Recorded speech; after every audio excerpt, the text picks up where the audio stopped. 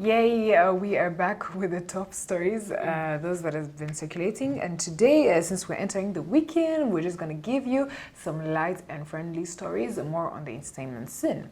So, starting off on the local scene, as usual, we're going to be talking about how Ish Kevin is to collaborate with Nigeria's very own Joeboy. So, Kevin Ishimie Semana, who is known for his stage name Ish Kevin, is set to collaborate with Nigerian singer Joeboy. This came up following an Instagram message Joeboy sent to the versatile Rwandan artist appreciating his music. So Joeboy is signed under singer Mr. Easy's record label Empower Africa. Joeboy texted me complimenting my music and showed interest in working with me. That's when we decided to work on a project together, said Ish Kevin. And the 23-year-old, however, couldn't say when there's two artists are likely to do the collaboration, only saying we are working on it. So during the inaugural Basketball Africa League, also known as BAL season, that concluded in Kigali just over a week ago, some of the celebrities who flew in to watch Africa's best in the sport expressed interest in Ish Kevin's music through social media. Besides Joeboy, DJ Poison Ivy is one of the other big names that singled out the young artist for praise. She went on to say, "Someone tell Ish Kevin that I'm looking for him," tweeted DJ Poison Ivy, the official disc jockey for NBA giants Dallas Mavericks, who was the official DJ for the inaugural BAL season. So the tweet caught the attention of many Rwandan celebs and triggered a lot of reactions from the public. So Ish Kevin, release some of your best projects now because all eyes are on you, bro. DJ Toxic also tweeted, "Fans welcome the idea of Ish collaborating with Joeboy."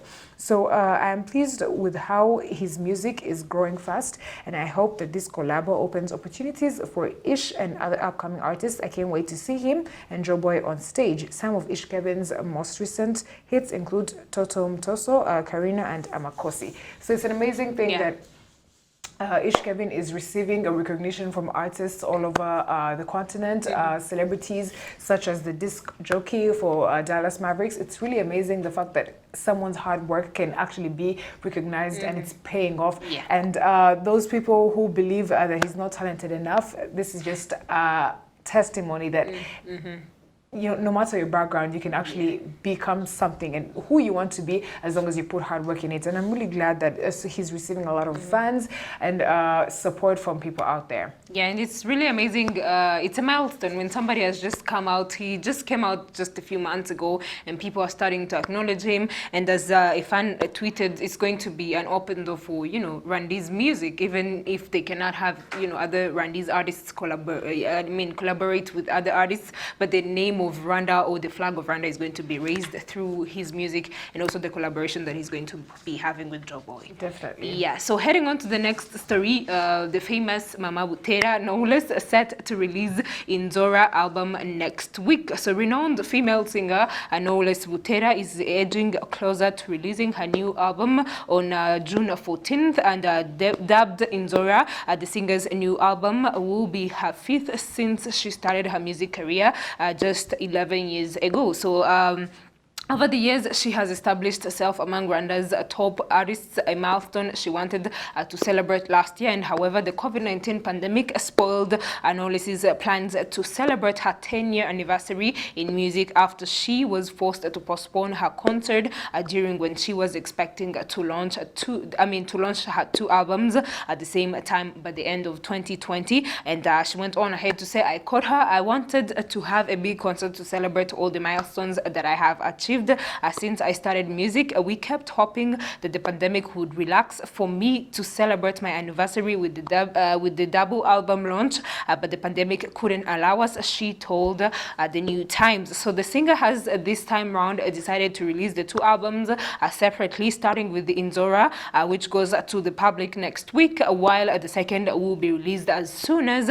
life comes back to normal, hopefully. So Inzora comprises 11 songs, 10 of which have not been released yet, and the new album is made up of singles and also collaborations reflecting love and also life. Is a mix of secular and also gospel songs, and this will be available on all online music platforms from June 14th. One of you know, the amazing project that we should all be proud of. I mean, Knowless has her name. She has made a brand for herself, and we cannot wait to see these 11 songs. Definitely, Yeah. and it's really a milestone for a lady who has made it so far in the music industry. I mean, she's a representative of all the females out there who are constantly trying hard to dominate the male dominated industries, which is the music industry. So it's an amazing thing that she's still pushing hard, and even though the pandemic put her 2-album launch to a halt, Yeah. at least she's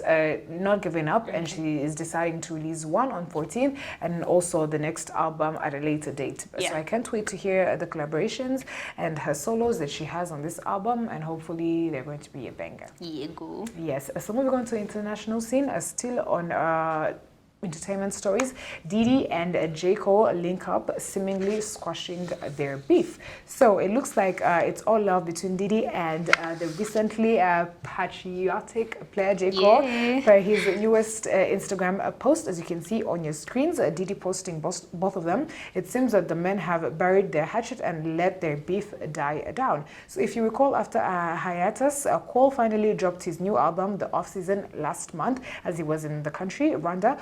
Cole had time and brought up his alleged beef with Diddy from an incident at the 2013 Video Music Awards VMA party. In the song Let Go My Hand, he rapped couple wins, couple losses, some broken up too quick to call it. My last scrap was with Puff Daddy. Who would have thought it?